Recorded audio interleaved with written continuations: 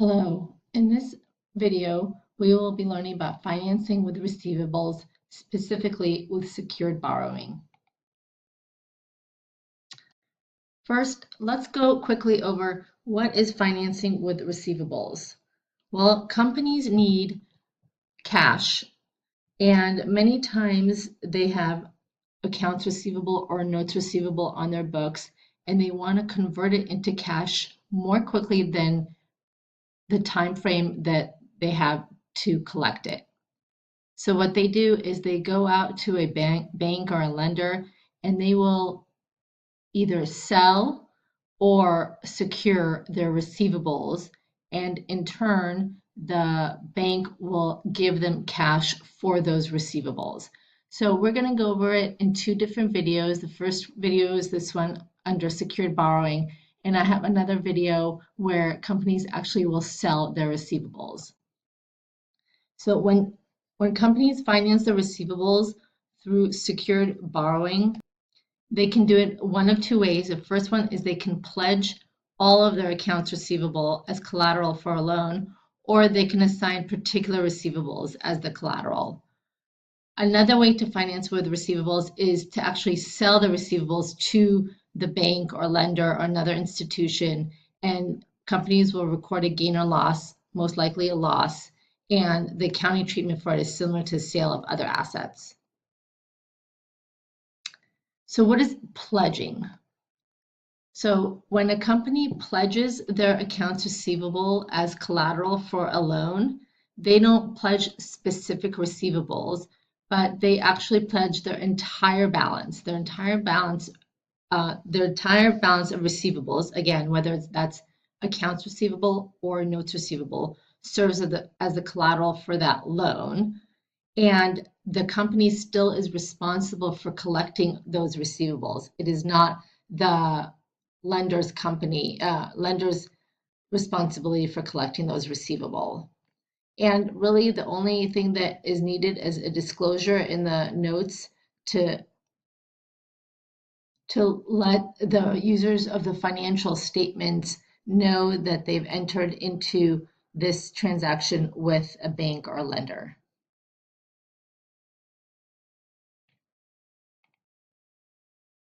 So here's an example of just a disclosure that could happen. The revolving credit line is an asset-based line of credit that is subject to a borrowing-based limitation and generally provides for advances up to 85% of eligible accounts receivable. So in this disclosure, this company had a credit line, a revolving credit line, which many companies do, and they could borrow against up to 85% of their accounts receivable.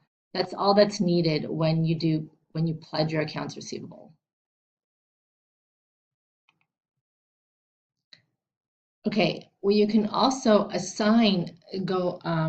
assigning, and assigning means when you assign your accounts receivable, you're picking specific receivables to serve as your collateral for loans. As an individual, anyone who buys a home, usually if you borrow money to buy a home, the home itself is used as collateral for the mortgage. So if you default on the mortgage, the bank will take your home. Same thing with assigning specific receivables. If the company defaults on paying back the lender the money, then the bank will take hold of that receivable and collect on it. When the lender lends money out on assigned receivables, it will give the borrower less money than the amount of those receivables, just because the lender doesn't know if 100% of those receivables will be collected. So if I have $100 of receivables, I might get $90 from the bank on those receivables. And the lender, the way they make their money is they give an upfront finance charge that the borrower has to pay, and that interest rate is stated on the loan. And then the receivables themselves, will be either collected by the lender or the borrower, and all depends on the details of the arrangement. Let's go through an example. On December 1, 2027, the Santa Teresa Glass Company borrowed $500,000 from Finance Bank and signed a promissory note under the following arrangement. The company assigns $620,000 of its receivables. So notice it says the specific amount, which means they've specified specific receivables to assign as collateral. And the finance bank charges a finance fee of 1.5% of the accounts receivable which were assigned. And in this situation, Santa Teresa will continue to collect the receivables, and they will record any of the sales discounts, returns, or write-offs. But they do give cash to Finance Bank monthly, and they will have to pay interest on 12% interest, which is payable monthly. So, and then it goes on to tell us that Santa Teresa collects $400,000 of the receivables in December, and we'll go through that in the next slide.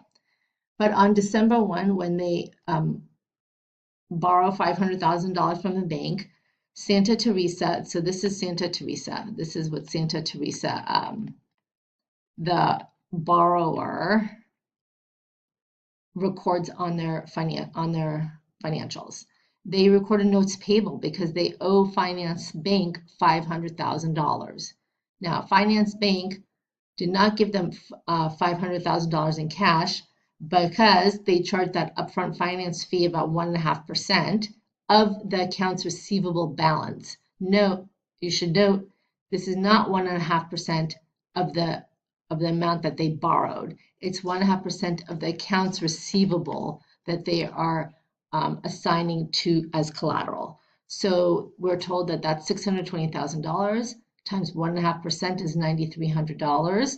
So Santa Teresa, that's an expense for Santa Teresa, and they record that as finance charge expense for $9,300, and the rest they receive in cash from the bank.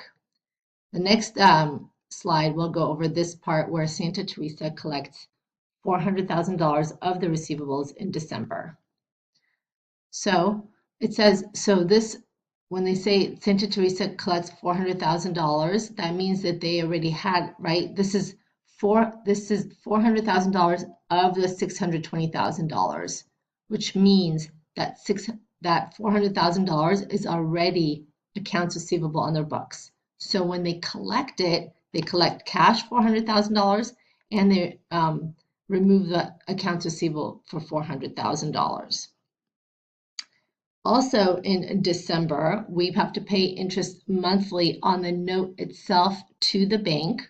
So first, we're going to remit this $400,000 that we collected on the accounts receivable. We have to give it to, we have to pay it back to the bank.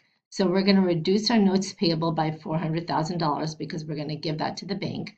And then the cash that we give to the bank is actually the $400,000 plus 5, and that 5 is the interest component that we have to pay every month. The interest, which they told us was 12%, is on the notes payable balance. It is not on the accounts receivable used as collateral. That's only for the finance charge. So it's going to be the note payable, right, that we originally had, the $500,000 times 12%. And this journal entry will say is at the end of at the end of the month. So they only owe interest, or they're only going to pay interest for 1 month. So we multiply that by 1 over 12, and so we get $5,000. So we record interest expense for $5,000, and that's how we pay out the $405,000 in cash. So notice when we look at Santa Teresa's accounts receivable, they started with $620. They got payment of $400,000, so they still have a $220,000 balance. Their notes payable, they start with $500,000. They paid off $400,000, right? Because that additional 5,000 was interest expense. That's not part of the notes payable. That's not part of the principal. And they still have $100,000 of notes payable left. So when they collect on this, whenever they collect, then they'll pay this down more until it gets to zero. Let's go over a quick concept check. Jada Company borrows $100,000 on January 1 from Northeast Bank at a 12% interest rate. So when it says, okay, we borrow, that's our notes payable amount. Jada assigns $140,000 of its accounts receivable as collateral and agrees to pay a finance fee of 2% for the accounts receivable assigned. On January 1, Jada's accounting for this transaction will include what? Well, we know that Jada took out $100,000 notes payable. Jada Company will not receive $100,000 because there's a finance fee. So we already know we're not going to have a debit for cash right here for $100,000. So, but our finance fee is going to be the amount of the accounts receivable, right, times the finance fee percentage. So we're going to take $140,000 times 2% equals $2,800. That's our finance fee. So we know that we're going to have a finance fee expense, right? Debit finance fee expense for $2,800. So we know this debit to finance fee for 2,000 and 1,000 is wrong. So B is going to be the correct answer. Oh, I guess that was already circled. And we're going to debit our cash is going to be 97,200, and then we're going to credit a notes payable for $100,000. So, and that's the entry just written a lot neater.